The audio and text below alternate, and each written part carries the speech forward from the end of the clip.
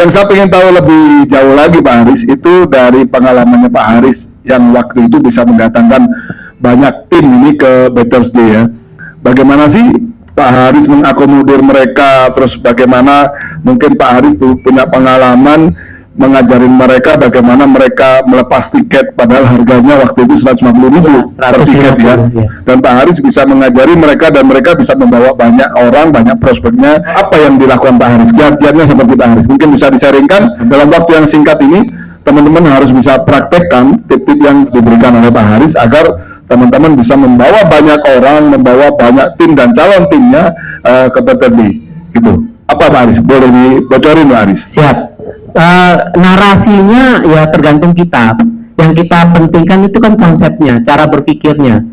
Nah, saya dulu jebolan dari pertemuan seperti ini, teman-teman. Nanti pertemuan ini kita akan levelnya kita akan naikkan sesuai dengan kapasitas kita nanti. Pertemuannya materinya akan kita lebih advance-kan lagi. Kalau ini kan hanya bicara di level ibaratnya kacang, ini kita baru bicara kulit luarnya saja. Bagaimana kita bisa menjual ibaratnya pulpen lah ya, pulpen yang nilainya ini murah itu bisa mempunyai nilai yang luar biasa mahal. Jadi nilai, value, mahal atau murah itu tergantung siapa yang memberikan nilai di benda itu, siapa yang memberikan nilai di pertemuan tadi. Jadi harga mahal atau murah sebenarnya itu relatif. Menurut Anda Mercy itu mahal nggak? Enggak, itu murah. Buktinya ada yang beli. Kalau mahal kan nggak ada yang beli. Kalau Anda disuruh beli mahal atau murah, pasti pilih yang murah. Nah, menurut orang-orang di luar sana, value-nya Ferrari tadi itu murah, bukan harganya. Jadi beda ya cara berpikirnya. Kalau saya kan tadi bilang harga, Anda berpikir tadi mahal karena Anda berbandingnya tadi itu di harga, betul nggak? Saya itu berusaha menggiring cara berpikir Anda ke yang saya mau. Karena saya menggiring kepalanya orang, cara berpikirnya dia bahwa dengan angka mahal. Coba saya bilang pembandingnya Ferrari, tapi tidak semua akan mau beli Ferrari. Tergantung nilai yang kita lekatkan di Ferrari tadi. Kalau saya bilang gini, itu yang jago tuh ada tuh temennya Raffi Ahmad itu, yang suka jual-jual. Dia pinter banget meramu narasi sehingga mobil ini menjadi tidak ternilai. Ada nilainya, tapi value-nya menjadi tidak ternilai. Jadi cara kita melekatkan di materi tadi, murah dan mahal tergantung value, bukan harga. Kalau saya bilang Pak Ferrari ini Pak, misalnya Pak Andre yang mau beli, dan Pak Andre ini ngefans banget sama salah satu aktor dunia. Bapak tahu nggak tangan pertama yang punya Ferrari itu siapa? Itu bekas loh mobil Ferrari, tapi saya bisa jual harganya lebih tinggi. Kenapa? Karena semakin unik suatu barang, semakin tinggi nilainya, bukan harganya. Saya akan bilang Pak, mobil itu pertama kali dinaikin oleh aktor dari Amerika itu yang melegenda Pak, bla bla bla bla bla. Kenapa dia memilih mobil itu? Karena mobil itu punya nilai begini diciptakan Pak. Mobil itu handmade Pak, pegangannya aja itu dibuat satu orang sesuai permintaan begini.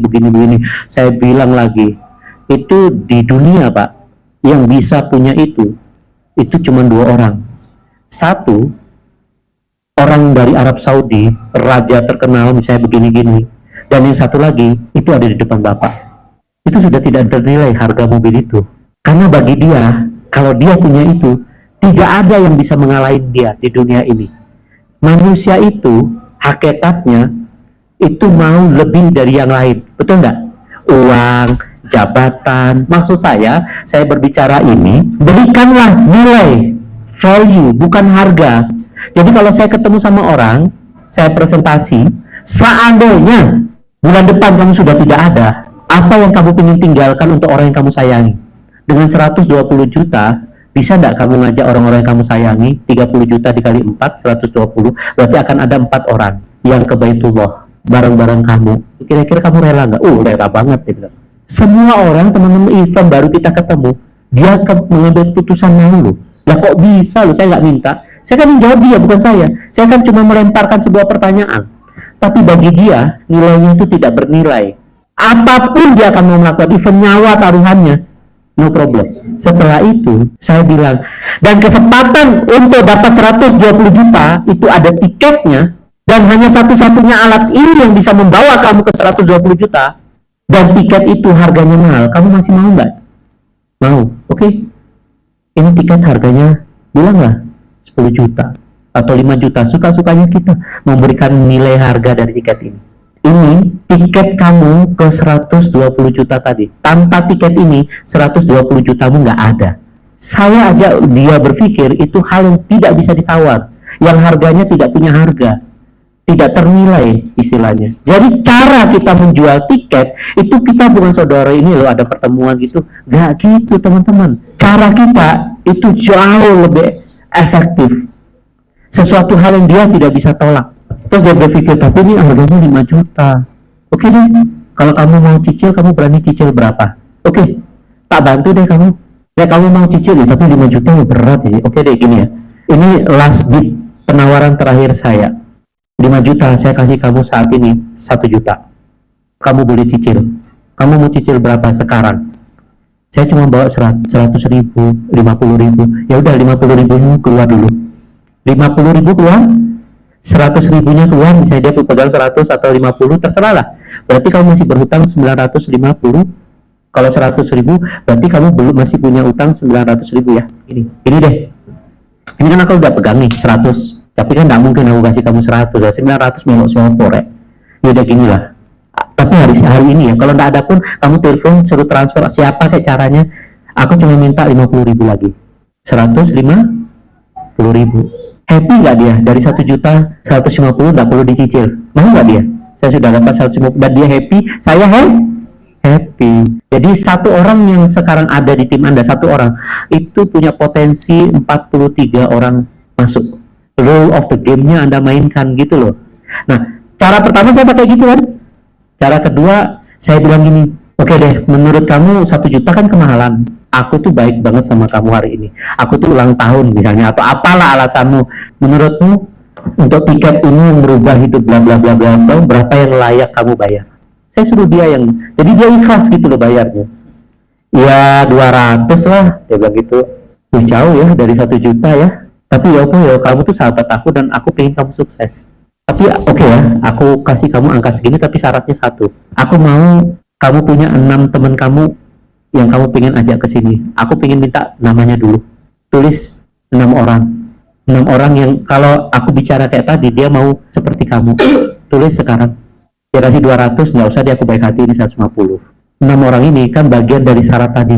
Bisa nggak hari ini aku ketemu sama 6 orang tadi? Oh bisa. Oke, kita ketemu di sini atau kita pindah ke tempat lain. Yang undang saya ngomong, dia dengerin kan, ngomongnya persis seperti awal tadi. Hai teman-teman, tadi saya sudah bicara dengan Pak Ande dan Pak Ande mengambil keputusan yang sangat luar biasa dalam hidupnya. Dia pingin keluarganya 1 tahun dari sekarang umroh. Kan kaget tuh 6 orang, gila apaan gitu kan, serius dia sudah komitmen. Nah cuman Pak Ande bilang 6 orang terdekatnya harus juga bisa pergi umroh. Dan dari beberapa nama saya nggak tahu kenapa 6 orang ini yang ada di ruangan ini. Berarti berkah Allah itu ada di 6 orang ini. 6 orang itu happy nggak digituin? Happy loh. Apapun yang Anda menjelaskan nanti dia akan terima. Dan tiket terjual detik itu juga. Kita punya cara bagaimana kita bisa menjual tiket 100 tiket dalam 1 jam. Begitu caranya. Itu yang dilakukan Tung Dusun Waringin. Kalau 6 itu kita lipat gandakan lagi sebenarnya itu bisa muncul 43 orang. Iya kalau Anda punya 10 orang persis kayak begitu. Iya kalau diduplikasi terus. Itu loh teman-teman, prinsip-prinsip yang kita mainkan. Jadi kita tidak minta, oh kamu bayar ini, enggak gitu cara itu dong namanya. Pemerasan masuk pasal nanti. Dia lapor ke polisi apa, saya di pasal disuruh bayar gitu. Tapi kalau itu dari hati nurani paling dalam dan dia ikhlas, oh itu beda cerita dan dia akan sangat exciting banget bicara ke temannya tentang ini. Oke? Jadi itu ya. Pak Ande. Oke, terima kasih Mas Haris. Ini sepertinya waktunya tambah siang nih.